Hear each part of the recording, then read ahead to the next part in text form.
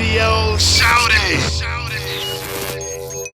Talk about the confidence though, Ceelo. Where does this damn confidence come from, and how can we instill this same confidence into other young men coming up behind you so they can go and achieve their goals? I think, I always reference go back. You got to go backward to go forward. You know what I'm saying? Like, our generation, we had the privilege of having our mothers and fathers' music play concurrent. Yeah. What we were becoming. You know what I'm saying? Like, let's say Freddie Jackson, you are my lady. You know what I'm saying? Like, that's an 808, that's a trap song. Yeah. Yeah. Something that I want to say. Come on now. Yeah.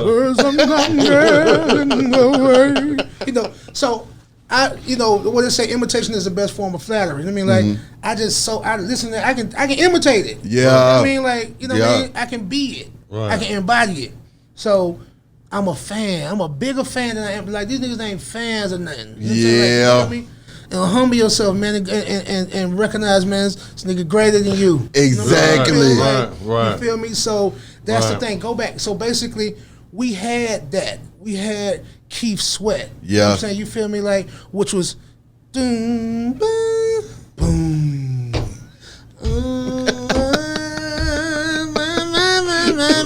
You know what I'm saying? Like, the dope niggas was banging that album, right? Boom. They was rocking that How Deep Is Your Love. So basically, I'm saying we had more of a well-rounded, you know what I'm saying, like, variety. A variety of things that was still all inclusive of black music. You know what I mean? Like, see, now with hip-hop, you know what I mean, like, it's just niggas rapping. You know what I'm saying? Like, that's all it is. Same thing, Ceelo. That's what I told B-How. Remember, I used to tell you this, B-How. I used to say, it ain't just Goody Mob, the song, or Outkast, or 8-Ball, or Ghetto Mafia, this or that. Time a track come on before that artist would even say a word. That's a Goody Mob song for to come on. Yeah. Right. Time it would come on. Or that's right there. That's Wu-Tang. Yeah. You're gonna know it before they even say a rapper. When you start hearing that, Ghetto Mafia finna do something on that track when that first started. You see what I'm saying? Yeah. So it was a sound. Yeah. It was a feel. When you wanted some conscious, you want to feel good, you got that album. When you kind of wanted this, you got that album. Yeah. We don't have that no more. All of it is just one long mixtape. Exactly. And my confidence, to answer your question plainly, is the education. You know what I mean? Like, I'm an authority, and I'm a scholar. These niggas can't pop quiz me about none of this shit. Come on now. I know about it all. Exactly. And I pride myself about being in the know. I've been very astute. You know what I'm saying? You feel me? And, to me, that's really the makings of, someone that wants greatness to be their legacy. You know what I mean? Yeah. But niggas just want to get fucked up and go in the studio and just get lucky. You know what I'm saying? Right. I don't want to get lucky. I don't want to know. You know what I'm saying? And that's not to diss nobody. I'm just trying to do comparables of because on one way we've digressed and regressed. You know what I'm saying? Because our musical spectrum has been minimalized, and black music is like a monolith. You know what I'm saying? Yeah. Right?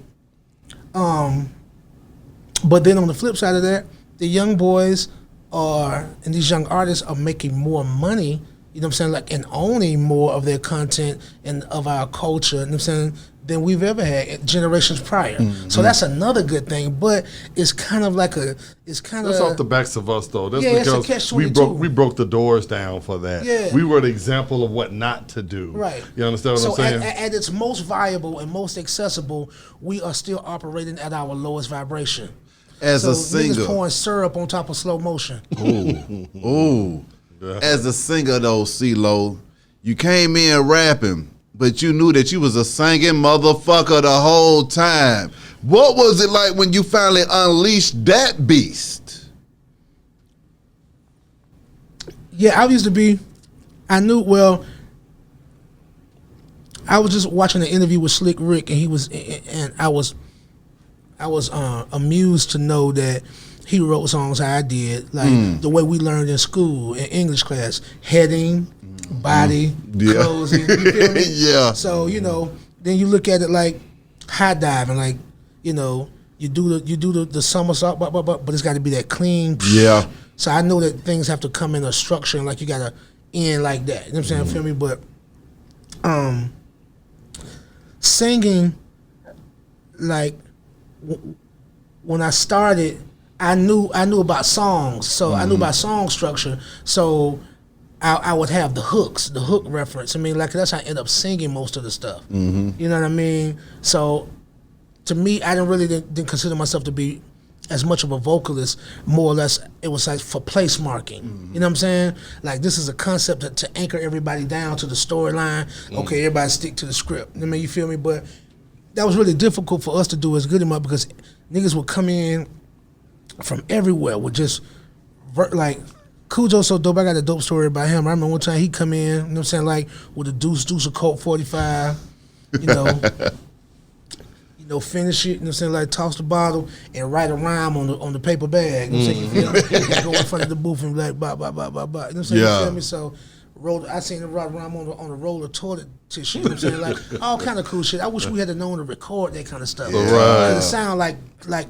tall tales now, Yeah. but it's a Right, real thing. But you know, but again, you know, I came in as basically like a A&R and a executive producer, kind of like overseer, like of the song structure. And that's my strong suit. That's what I come in to contribute to the group. You know, you feel me? Like just to give us context. You know what I'm saying? So I was good at that. So when I first was singing, I was only just about trying to give the group context. Yeah. You know what I'm saying? Song for song. But it wasn't really until I got a chance to just embellish on these streams of conscience, like with Gnarls Broccoli. So, you know, and I knew that was something I could do too, because I'm like, yo, black artists don't really talk about depression and suicide and shit like that. But like, man, we out the neighborhood, man. We all suffering from a little bit of PTSD. You know what I'm saying? You feel me? So I knew I could legitimately address it. I mean, like as a black man, you know, stemming from our experience, like, you know, in urban America. You know what I mean? So it meant a lot for me to be able to speak on our behalf. So like I started to see myself as an ambassador for black music. You feel me? You know, and I didn't realize that people ceased to see their reflection in the work and in the direction I was taking. You know what I mean? Like, you know, because they fail to realize that it's all our music. You know what I mean? You feel me? So if I'm doing some pop or I'm doing some country or rock or whatever, like we started it all. We Don't never started it forget all. that.